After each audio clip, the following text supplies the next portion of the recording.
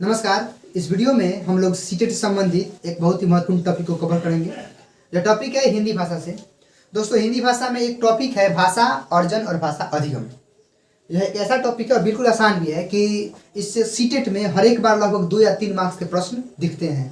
तो दोस्तों, मैं आपको एक बात बताना चाहता हूँ कि अगर आप इस वीडियो को आप आखिर तक देखते हैं तो मेरा यकीन कीजिए कि इस टॉपिक से रिलेटेड आप एक भी प्रश्न गलत नहीं कीजिएगा। इस टॉपिक से रिलेटेड आपका हर एक कॉन्सेप्ट क्लियर होगा, बशर्ते आपको इस वीडियो को आखिर तक रहना होगा। देखिए, यह जो टॉपिक है भाषा अर्जन और भाषा अधिगम, इससे हमेशा 2 या 3 मार्क्स के प्रश्न दिखते हैं, सीटेट में पूछे जाते हैं।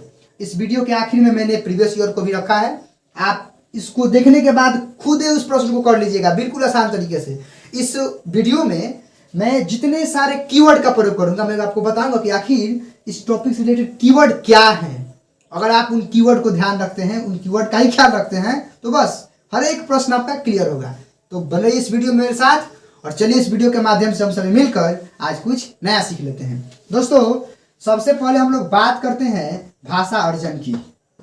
देखिए, हिंदी के शब्दों की ऐसी खासियत होती है ना कि वे अपना अर्थ स्वयं बता देते हैं, खुद बता देते हैं।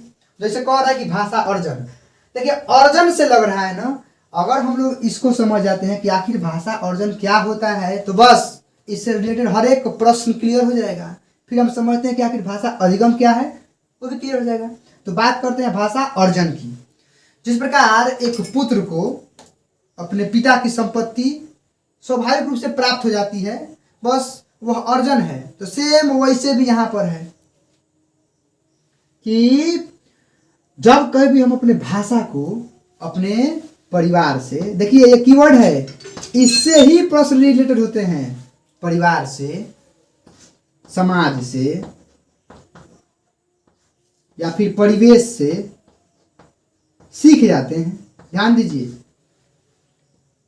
जब कभी हम अपनी भाषा को जब अपने परिवार से, परिवार का मतलब क्या है जी, परिवार के सदस्यों से, समाज से या फिर परिवेश से स्वतः सीख जाते हैं, बिना किसी नियम के आधार पर, बिना किसी पुस्तक के आधार पर, बिना किसी शिक्षक के आधार पर। जब हम भाषा को अपने परिवार से, समाज से, परिवेश से, अपने से बड़ों से एकदम प्राकृतिक रूप से सीख जाते हैं। अब देखिए, इसमें का भी सबसे बड़ा कीवर्ड है प्राकृतिक रूप से। यही प्रश्न पूछा गया है कि जब कभी भी हम नेचुरल रूप से, बिना किसी नियम कानून के, बिना किसी औपचारिक ढंग से भाषा को अर्जित कर लेते हैं, ग्रहण कर लेते हैं, वही भाषा अर्जन कहलाता है। बड़ा उदाहरण इसका है मातृभाषा। जो हम लोग अपनी अपनी मातृभाषा को सीखे हैं, क्या उसके लिए किसी पुस्तक पढ़े थे हम लोग बचपन में? का पापा मामा कहते थे? नहीं पढ़े थे। क्या किसी टीचर की आवश्यकता पड़ी थी? नहीं पड़ी थी। क्या व्याकरण पढ़े थे? नहीं पढ़े थे। एकदम नेचुरल था और बहुत सहज था। जो बच्चे थे उससे, मतलब कोई बोलता था, बाबू कुछ भी बोलता था, उसी से बच्चे न। देखिए, यह ना पूछता है कि जो भाषा अर्जन है यह हमारी प्रथम भाषा होती है, पहली भाषा होती है। याद रखिएगा, जो कुछ भी हम लोग भाषा ग्रहण करते हैं वह हमारी पहली भाषा होती है, प्रथम भाषा होती है। अभी आपके सामने 2-4 कीवर्ड हैं, इसको ख्याल रखिएगा। और चलिए अब भाषा अर्जन से संबंधित जो महत्वपूर्ण कीवर्ड है 5-7, उसको मैं आपके सामने रख रहा हूँ। बहुत ही इंपॉर्टेंट है, उसको आप ख्याल रखिएगा, आपके प्रश्न बिल्कुल सहजता से क्लियर हो जाएंगे। देखिए, अब आपके सामने भाषा अर्जन से संबंधित कुछ महत्वपूर्ण बिंदु हैं और ये बिंदु आपके एग्जाम में प्रश्नों को बिल्कुल सटीक बनाने के लिए महत्वपूर्ण है। बहुत कारगर सिद्ध होंगे, बस इनको ख्याल रखना है। और बहुत खोजने के बाद ये बिंदु मिले हैं, इस पर गहन चिंतन मनन करने के बाद ये बिंदु आपके सामने आए हैं। थोड़ा ध्यान दीजिएगा इसके बारे में। सब हम बात कर रहे हैं भाषा अर्जन की। आखिर जो भाषा अर्जन की प्रक्रिया है उसमें क्या क्या तथ्य हमको मिले हैं, उनको आप थोड़ा देखिए। सबसे बड़ी बात है कि यह स्वाभाविक होती है। आपको याद रखना है कि बिल्कुल सहजता से स्वाभाविक है कि जो बच्चा है जिस परिवेश में जन्म लेगा उसके भाषा को सीख जाएगा स्वाभाविक ढंग से। इसलिए जो भाषा अर्जन की प्रक्रिया वो स्वाभाविक है। यह कीवर्ड है, याद रखिएगा, बहुत ही महत्वपूर्ण है। दूसरा है स्कूल से पहले। इसका मतलब क्या है जी, जो भाषा अर्जन होता है वो स्कूल से पहले होता है। हम ही लोग शुरू में मातृभाषा सीखे स्कूल में गए थे, 2-3 साल के थे तो नहीं गए थे, सीख गए हैं भोजपुरी, जो भी जिसका जैसा भाषा होता है मातृभाषा। तो जो भाषा अर्जन की प्रक्रिया है वह स्कूल से पहले ही हो जाती है, इसको याद रखना है। उसी रूप में अगर सहज रूप से होती है, बिल्कुल आसानी से, सरलता से, बिल्कुल आसान से हम लोग इसको ग्रहण कर लेते हैं। आगे महत्वपूर्ण है अनुकरण के द्वारा। अनुकरण का मतलब क्या होता है जी, किसी के बातों को दोहरा कर रिपीट करके। बहुत महत्वपूर्ण है कि जो हम लोग भाषा अर्जन करते हैं वो अनुकरण के द्वारा करते हैं। आगे अनौपचारिक ढंग से, वो ठीक है। अनौपचारिक का मतलब क्या होता है जी, मतलब कोई भी किसी से कुछ भी सीख ले बिना किसी नियम कानून के, बिना किसी औपचारिक ढंग से। तो वही बात है, इसमें पुस्तकों तो कुछ का महत्व नहीं होता है और ये सीख लेते हैं। मातृभाषा का सबसे बड़ा उदाहरण है कि जो मातृभाषा है वह अर्जित की हुई भाषा होती है। देखिएगा आगे चलते हैं 7 नंबर में, बिना शिक्षक के। जो भाषा अर्जन के लिए हम लोग शुरू में सीखे थे बचपन में 2-3-4 साल में, शिक्षक थोड़े रिक्रूट हुए थे हम लोग के लिए, ऐसे ही सीख गए थे। तो बिना शिक्षक के भाषा अर्जन हम लोग कर लेते हैं। आगे है बिना पुस्तक के, सेम वैसे ही है कि भाषा के लिए ना पुस्तक है ना व्याकरण, कुछ नहीं है। फिर बढ़िया ही, फिर लास्ट है बिना व्याकरण के। भाषा अर्जन के लिए व्याकरण की आवश्यकता नहीं होती है, हम ऐसे ही सीख जाते हैं। और देखिए इससे रिलेटेड जो भाषा अर्जन है उससे रिलेटेड एगो मनोवैज्ञानिक हैं चॉम्स्की, नोम चॉम्स्की। चॉम्स्की का कहना था कि जो बच्चों में भाषा अर्जन की क्षमता जन्मजात होती है, कि बच्चे जन्म से ही भाषा अर्जित करने की क्षमता लेकर आते हैं। और इनसे रिलेटेड प्रश्न पूछता है कि बच्चों में भाषा अर्जन की क्षमता जन्मजात होती है, यह किसका मत है? तो भाई साहब चॉम्स्की का है। अभी पूछ देगा कि भाषा अर्जन से संबंधित कौन है, तो चॉम्स्की है भाई। यही ना बोले भाषा अर्जन के बारे में, भाषा अर्जन के पक्षधर कौन है? चॉम्स्की है। उम्मीद है कि भाषा अर्जन आपका क्लियर हो गया होगा। अब हम लोग चलते हैं थोड़ा भाषा अधिगम पर। देखिए अब हम बात करते हैं भाषा अधिगम की। बिल्कुल आसान है, अगर आप अधिगम समझते हैं तो भाषा अधिगम ऑटोमेटिक समझ में आ जाएगा। देखिए अधिगम का मतलब क्या होता है, जब कभी भी हम मतलब प्रयास और प्रशिक्षण के द्वारा हमारे स्वभाव में जब अस्थायी परिवर्तन आ जाता है तो वही अधिगम कहलाता है। जब कभी हम प्रयास करते हैं, हमको प्रशिक्षण मिलता है और उसके बेस पर जब हम लोग के स्वभाव में अस्थायी परिवर्तन दिखने को मिलता है तो हम समझते हैं कि हमारा अधिगम हो गया है। तो बस जाहिर सी बात है कि प्रशिक्षण के लिए कहीं ना कहीं ट्रेनिंग कॉलेज में, ट्रेनिंग स्कूल में जाना पड़ेगा, नियम कानून होगा ना जी, जाहिर सी बात है। तो जब कभी भी हम अगर भाषा अधिगम की बात करते हैं तो एक बनी बनाई योजना के तहत जब औपचारिक संसाधनों का प्रयोग करके हम किसी भाषा को सीखते हैं, व्याकरण को नियमबद्ध करके सीखते हैं, तो वह क्या होता है? भाषा अधिगम होता है। जो मातृभाषा था उसके लिए किसी भी व्याकरण के बुक की आवश्यकता नहीं थी, किसी भी स्कूल की आवश्यकता नहीं थी। लेकिन अगर भाषा अधिगम करना, इसका मतलब पता क्या है कि जैसे कि हमारे मातृभाषा के अतिरिक्त अगर कोई भी भाषा हम सीखते हैं तो वह भाषा अधिगम के क्षेत्र में आएगा। जैसे इंग्लिश सीखना है, अगर हम इंग्लिश लैंग्वेज सीखना चाहते हैं, इसका मतलब है ना कि हमको इंग्लिश का व्याकरण आना चाहिए। इसके लिए किसी विद्यालय में जाना होगा, किसी शिक्षक की सहायता लेनी होगी, हमको किसी औपचारिक संसाधन का प्रयोग करना होगा, तो अब हम इंग्लिश लैंग्वेज को सीख सकते हैं। तो आप समझ गए कि अधिगम क्या होता है, कि जब कभी भी औपचारिक संसाधनों का प्रयोग करके किसी भाषा को जब सीखा जाता है, that is called language learning, तो उसे ही हम लोग भाषा अधिगम कहते हैं। क्लियर है? अब देखिए मातृभाषा के अतिरिक्त किसी अन्य भाषा को सीखना ही हम लोग बोल सकते हैं कि भाषा अधिगम है। अब जाहिर सी बात है कि सीखना है औपचारिक, इसमें भी कीवर्ड है, लिखवा दे रहेंगे। जैसे कि देख लीजिए कि यह औपचारिक ढंग से होता है। अच्छा, इसको हम लोग द्वितीय भाषा भी बोलते हैं, ध्यान दीजिएगा। उसको हम लोग प्रथम भाषा और इसको द्वितीय भाषा बोलते हैं। ये महत्वपूर्ण है कि जो भाषा अधिगम होता है वह द्वितीय भाषा होता है, कि जो भी भाषा हम लोग मातृभाषा के अतिरिक्त सीखते हैं वही हमारी द्वितीय भाषा होती है। इसमें इंग्लिश को आप लोग कंसिडर कर सकते हैं, इंग्लिश को रख सकते हैं। देखिए अब भाषा अधिगम से संबंधित कुछ कीवर्ड को देखते हैं। जैसे हम लोग भाषा अर्जन को देखे थे, हम लोग देखते हैं भाषा अधिगम से संबंधित कुछ महत्वपूर्ण बिंदु, ये कीवर्ड है जिस प्रकार हम लोग भाषा अर्जन के बारे में सीखे थे। इनको अगर आप क्लियर करते हैं तो बस क्वेश्चन क्लियर है। देखिए भाषा अधिगम का अर्थ अभी हम बताएं आपको, यह प्रयास पूर्ण होता है, कि आप भाई प्रयास कीजिएगा तब आप किसी भाषा को सीख सकते हैं, भाषा का अधिगम कर सकते हैं। जैसे इंग्लिश सीखना है तो प्रयास नहीं करना पड़ता, करना पड़ता है। ये सब कीवर्ड है, प्रश्न को क्लियर करेंगे आपके। फिर दूसरा है कि स्कूल से, कहने का मतलब कि जो भाषा अधिगम की प्रक्रिया है वह स्कूल में होती है, घर पे समाज में नहीं होती, याद रखिएगा। आगे अभ्यास से, जाहिर सी बात है कि हम इसके लिए प्रयास करेंगे, अभ्यास करेंगे तब भाषा अधिगम कर सकते हैं। अगला है औपचारिक ढंग से, जाहिर सी बात है कि इसमें नियम कानून हर एक चीज विधिवत तरीके से होता है, तभी हम भाषा अधिगम कर सकते हैं। आगे है मानक एवं द्वितीय भाषा, यह स्टैंडर्ड भाषा होती है, और हमारा सेकेंड लैंग्वेज होता है, यह हमारी द्वितीय भाषा होती है, क्योंकि हम लोग भाषा अर्जन के द्वारा मातृभाषा सीखते हैं और उसके बाद प्रयास करके फिर से औपचारिक ढंग से क्या करते हैं, द्वितीय भाषा को सीखते हैं, जो कि भाषा अधिगम कहलाता है। आगे शिक्षक द्वारा, जाहिर सी बात है कि भाषा अधिगम के लिए शिक्षक की आवश्यकता होगी, नियम कानून वही बताएंगे हमको। आगे पुस्तक से पुस्तक भी चाहिए, फिर नियम और व्याकरण। नियम और व्याकरण दोनों जरूरी हैं इसमें। व्याकरण की बुक पढ़ना, व्याकरण के नियमों को जानना होगा, तभी हम लोग भाषा का अधिगम कर सकते हैं। इसके संदर्भ में वाइगोत्स्की अपना मत दिए हैं कि बच्चों की जो भाषा होती है वह समाज के साथ संपर्क का ही परिणाम है। तो इसके पक्षधर वाइगोत्स्की थे, और जबकि भाषा अर्जन के पक्षधर कौन थे? चॉम्स्की थे। उम्मीद है कि ये कंसेप्ट आपका क्लियर हो चुका होगा, आप इसे नोट डाउन भी कर सकते हैं। और दोस्तों, इन सारे तमाम बिंदुओं को ध्यान में रखकर अब हम लोग प्रीवियस ईयर के प्रश्नों को करते हैं, और हम उम्मीद करते हैं कि आप उन प्रश्नों का उत्तर कमेंट भी कीजिएगा। और बिल्कुल इजी प्रश्न, सारे के सारे प्रश्न आपके विगत वर्षों में सीटेट में पूछे गए हैं। चलिए दोस्तों, सबसे पहला प्रश्न आपका है, सुलेखा जब जब बच्चों के साथ बातचीत करती है तब वह, ऑप्शन सुनिएगा। पहला है सदैव बच्चों की परीक्षा ले रही है। अब देखिए, बातचीत करने से कोई परीक्षा ले सकता है? ये गड़बड़ चीज़ है। दूसरा है समय नष्ट कर, ये भी गड़बड़ है, बातचीत करने से समय नष्ट थोड़ी होता है। तीसरा है बच्चों को भाषा अर्जित करने के लिए परिवेश दे रही है। यह बिल्कुल सही बात है। जो सुलेखा है या फिर कोई भी अगर बच्चों के साथ बातचीत करता है, इसका मतलब क्या है जी? हम लोग बचपन में हमसे बड़े जब हमसे बात करते थे तभी हम लोग अपने भाषा को अर्जित किए, मातृभाषा को अर्जित किए हैं।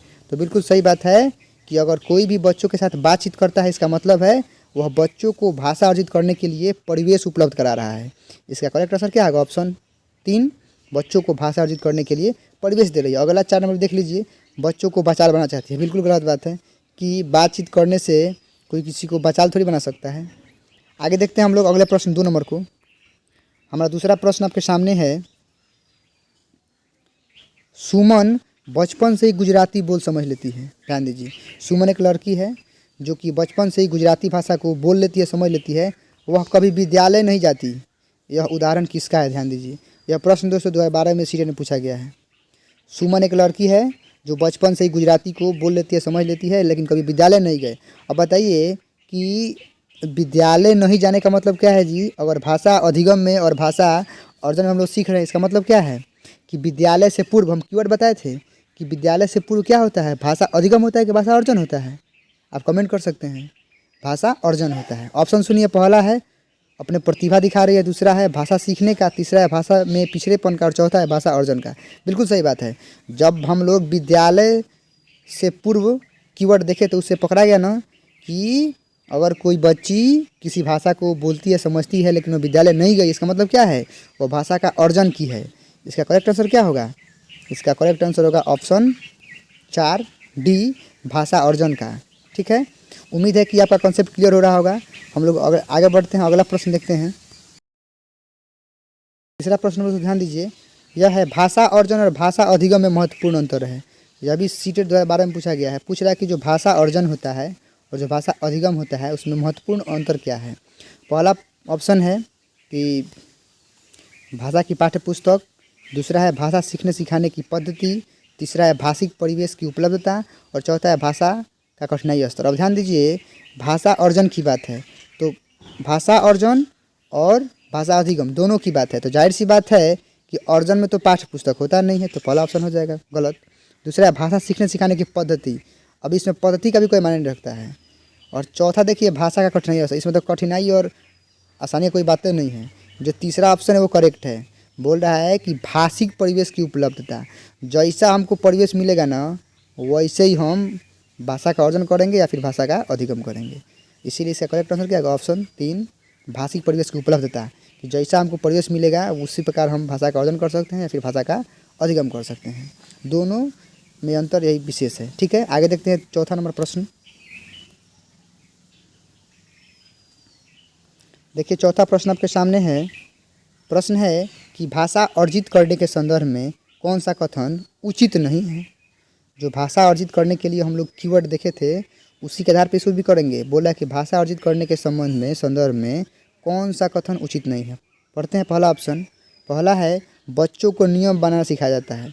देखिए भाई साहब, जब कभी भी भाषा अर्जित की बात होगी तो नियम कानून तो पहले ही बोल दे कि नहीं होगा, तो यह गड़बड़ हो जाएगा। दूसरा है यह एक सहज प्रक्रिया है, बात तो सही है। तीसरा है यह एक अर्जन करना होता है, उसमें ना हम लोग नियम को सीखते नहीं, सीधे आत्मसात कर जाते हैं, डायरेक्टली उसको आत्मसात कर जाते हैं। तो बोल रहा है कि भाषा अर्जित करने के संदर्भ में कौन सा कथन नहीं है, तो यही पहला ऑप्शन हो जाएगा, यही हमारा सही हो जाएगा। करेक्ट आंसर क्या होगा? हमारा करेक्ट आंसर होगा ऑप्शन ए। यही जो है उचित नहीं है कि बच्चों को नियम बनाना सिखाया जाता है। बाकी सब के सब ठीक हैं और ये गड़बड़ है, इसीलिए इसका आंसर 1 नंबर होगा। ठीक है, आगे चलते हैं प्रश्न नंबर 5 पर। 5वां प्रश्न हमारा है कि भाषा सीखने और भाषा अर्जित करने में मुख्य अंतर क्या है। कह रहा है कि भाषा सीखने और भाषा अर्जित करने में मुख्य अंतर का आधार क्या है। साक्षरता, बिल्कुल नहीं, जरूरी थोड़े है कि जो साक्षर होगा वही सीखेगा या फिर भाषा अर्जित करेगा। दूसरा, पाठ्य सामग्री, बिल्कुल गलत बात है, क्योंकि यहाँ पे सीखने और अर्जन की बात है। अर्जन में तो कभी पाठ्य सामग्री आता नहीं है। हाँ, भाषा का परिवेश ध्यान दीजिए। ठीक है, भाषा आकलन, ये भी नहीं होगा। आपका करेक्ट आंसर क्या होगा, ऑप्शन 3 भाषा परिवेश। जैसा परिवेश होगा उसी के अनुसार हम लोग भाषा को सीखेंगे या फिर भाषा को अर्जित करेंगे। ठीक है, हम लोग बढ़ते हैं अपने अगले प्रश्न पे। प्रश्न संख्या 6। छठा प्रश्न है कि भाषा अर्जित करने की प्रक्रिया में किसका महत्व सर्वाधिक होता है। अगर आप भाषा को अर्जित करते हैं तो उस प्रक्रिया में किसका महत्व सबसे अधिक रहता है। ऑप्शन सुनिए, भाषा कक्ष का। अब जरूरी थोड़े है, सबसे बड़ी बात है कि भाषा अर्जित करने मतलब कक्षा का कोई महत्व नहीं है। तो पहले बताए ना पुस्तक जरूरी है, ना विद्यालय जरूरी है, कुछ भी जरूरी नहीं है, तो गड़बड़। फिर भाषा प्रयोगशाला का, अब लाइब्रेरी थोड़ी चाहिए, ये भी गलत है। पाठ्य पुस्तक, ये भी बताया था, बिना पुस्तक का। कीवर्ड खाली याद रखिए बस, समाज का, बिल्कुल सही बात है। समाज हो, परिवेश हो, परिवार हो, यह सही बात है। तो वही बोला कि भाषा अर्जित करने में, भाषा अर्जित करने की प्रक्रिया में किसका महत्व सबसे अधिक होता है, तो समाज का या फिर परिवेश का। आपका ऑप्शन नंबर 4 सही हो जाएगा।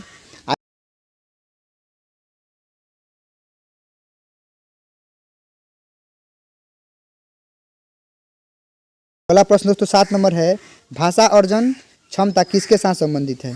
अब ध्यान दीजिए, अभी हम लोग कीवर्ड में ही पकड़े थे इसको कि अगर भाषा अर्जन की बात हो तो कौन आते हैं जी, चॉम्स्की आते हैं। ऐसे ऑप्शन पियाजे हैं, स्किनर है, ब्रूनर है, लेकिन चॉम्स्की बोले थे कि जो बच्चों में भाषा अर्जन की क्षमता क्या होती है, जन्मजात होती है।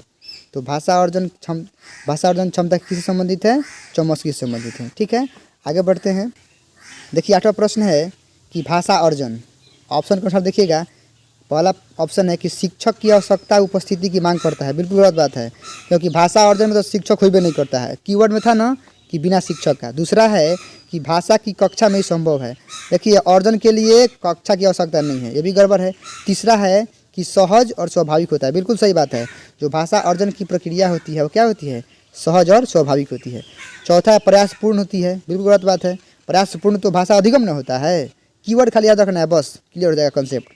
आगे देख लीजिए दोस्तों, 9 नंबर प्रश्न यहीं पर। अगला प्रश्न 9 नंबर हमारा है कि बच्चे भाषा सीखने की क्षमता के साथ ही पैदा होते हैं, मुख्यतः यह किसका विचार है। अभी हम लोग पढ़े थे कि जो बच्चों में जो भाषा सीखने की क्षमता होती है वह जन्मजात होती है। जन्म के साथ ही बच्चे भाषा सीखने की क्षमता को लेकर आते हैं। कौन बोले हैं, चॉम्स्की। इसका करेक्ट आंसर क्या होगा, चॉम्स्की। कीवर्ड याद रखिए, सब क्लियर हो जाएगा। आगे बढ़ते हैं। आखिर का प्रश्न है 10 नंबर। देखिए 10वां प्रश्न है, भाषा सीखना क्या है, ध्यान दीजिएगा। प्रयासपूर्ण होती है। अब देखिए यहाँ पे भाषा सीखना फिर भाषा अधिगम की बात है, तो बिल्कुल सही बात है कि भाषा सीखना क्या होता है, प्रयासपूर्ण होता है। औपचारिक ढंग से होती है, बिल्कुल सही बात है। अभ्यास के द्वारा होती है, बिल्कुल सही बात है। इसका मतलब क्या है, ऑप्शन 4 सब का सब करेक्ट होगा कि जो भाषा सीखना है वह प्रयासपूर्ण भी होती है, औपचारिक भी होती है, अभ्यास के द्वारा होती है, अर्थात सबके द्वारा होती है। दोस्तों हमें उम्मीद है कि आज का आपका कॉन्सेप्ट क्लियर हो चुका होगा। दोस्तों आप इस वीडियो के माध्यम से जरूर कुछ नई बातें सीखे होंगे। इसी प्रकार हम लोग वीडियो के माध्यम से अन्य सारी बातों को सीखेंगे।